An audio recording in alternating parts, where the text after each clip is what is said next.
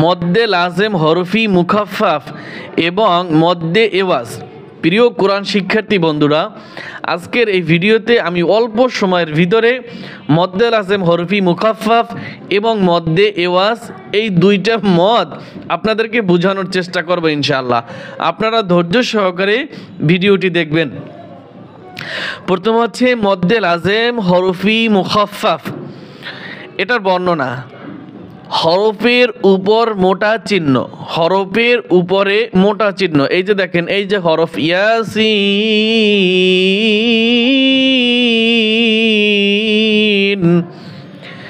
ইয়া এক আলিফ টান হবে, সিন এখানে 4 আলিফ টান হবে। এখন কেন 4 আলিফ টান হবে সেটার বিস্তারিত আমরা এখান থেকে জানবো। হরফের উপর মোটা চিহ্ন, এই যে হরফের উপর মোটা চিহ্ন, বামে তাসদিদ না থাকিলে, বামে তাসদিদ না থাকিলে, ইয়াসিনের বামে ওয়াকফ, এখানে কি ওয়াকফের চিহ্ন, যে বামে তাসদিদ না থাকিলে মদ্দে লাজিম হরফি মুখাফফাফ বলে। হরফের উপর মোটা চিহ্ন এবং বামে যদি তাসদিদ না থাকে, তাসদিদ না থাকে, তাহলে মদ্দে লাজিম হরফি মুখাফফাফ, ডানের দিকের হরকতের উচ্চারণ 4 আলিফ টানিয়া পড়িতে হয়। ইহাকে মদ্দে লাজিম হরফি মুখাফফাফ বলে।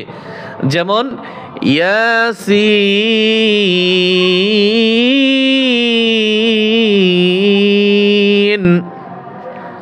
ইয়া এক আলিফ টান হবে এবং সিন 4 আলিফ টান হবে। আমি আরও আপনাদেরকে সংক্ষেপে বুঝাই। সাধারণত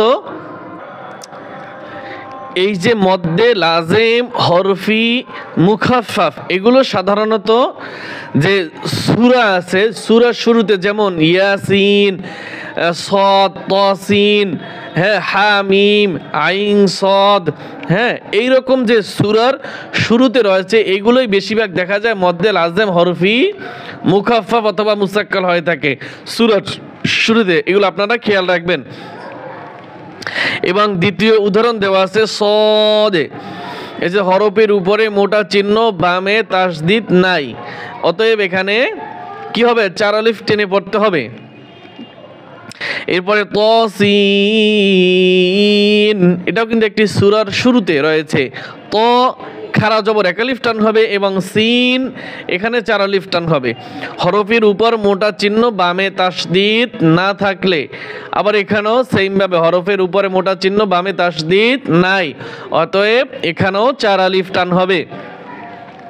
এগুলো হচ্ছে মদ্দে লাজেম হরফি মুখাফফাফ এবং মদ্দে এওয়াজ। মদ্দে এওয়াজ 2 জবরের উপরে ওয়াকফ করিলে মদ্দে এওয়াজ 1 আলিফ টানিয়া পড়িতে হয়। 2 জবরের উপরে ওয়াকফ করিলে 1 আলিফ টানিয়া পড়িতে হয়, ইহাকে মদ্দে এওয়াজ বলে। মদ্দে এওয়াজ, এখানে 4টা শব্দ রয়েছে। এই 4টা শব্দ আপনাদেরকে সুন্দর করে বানান করে সহি শুদ্ধ করে পড়াবো। আমার সাথে সাথে পড়েন আপনারাও। কাফ জবর কা, সা ইয়া জের সি, জেরের বাম পাশে জজমালা ইয়া, মদের হরফ 1 আলিফ টান হবে।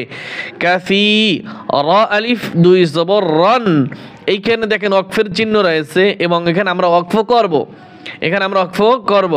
তো এই যে আমরা বলছি এখানে 2 জবরের উপরে ওয়াকফ করিলে তাহলে 1 আলিফ টেনে পড়তে হয়। তাই 2 জবরের উপরে ওয়াকফ করলে যদি আমরা 1 জবর বাদ ধরি, 1 জবর বাদ যাবে, তাহলে কি হয়, র আলিফ জবর র। এইভাবে যে কোনো হরফের উপরে যদি 2 জবর থাকে আর সেখানে যদি আমরা ওয়াকফ করি তাহলে কি হবে, 1 আলিফ পরিমাণ টান হবে। বানানোর সময় বলবো র আলিফ 2 জবর রন, র আলিফ 2 জবর রন। আর যখন আমরা রিডিং পড়বো তখন কাসীর, কাসীর, সিন জবর সা, দাল ইয়াজের দি 1 আলিফ টান হবে, সাদি, দাল আলিফ 2 জবর দান, দাল আলিফ 2 জবর দান। বানানোর সময় যখন রিডিং পড়বো তখন পড়বো কি, সাদিদা, সাদিদা, সাদিদা। কফ র পেশ কুর, বা আলিফ জবর বা, কুরবা, নুন আলিফ 2 জবর নান, কুরবানা। রিডিং পড়ার সময় না হবে, কুরবানা কুরবানা। মিম সিন পেশ মুস, তা জবর তা, মুস্তা, কফ ইয়াজের কি, মুস্তাকি। মিম আলিফ দুই জবর মান, মিম আলিফ দুই জবর মান বানানোর সময়। আর যখন রিডিং পড়ব তখন কি হবে, মুস্তাকিমা মুস্তাকিমা, মা এক আলিফ টান হবে। আমি কি বুঝাইতে পেরেছি আপনাদেরকে? তো অবশ্যই আপনারা কমেন্ট করবেন যে আমি বুঝতে পারছি। যাই হোক, আমরা এভাবে প্রতিদিন অল্প অল্প ভিডিও দিয়ে আপনাদেরকে পবিত্র কোরআনুল কারীম সহি শুদ্ধ করে পড়ানোর জন্য চেষ্টা করছি। আমাদের জন্য দোয়া করবেন এবং আমাদের প্রতিটি ভিডিওতে লাইক কমেন্ট করবেন, শেয়ার করবেন। আজকের মতো এখানে বিদায় নিচ্ছি। আল্লাহ হাফেজ।